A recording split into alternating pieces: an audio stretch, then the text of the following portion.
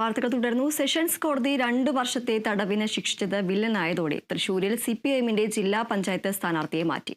കടക്കമ്മൽ division സ്ഥാനാർത്ഥിയും CPIM Kunnamkulam area committee അംഗവുമായ KB ജയനെയാണ് കോടതി ശിക്ഷയെ തുടർന്ന് മാറ്റിയത്.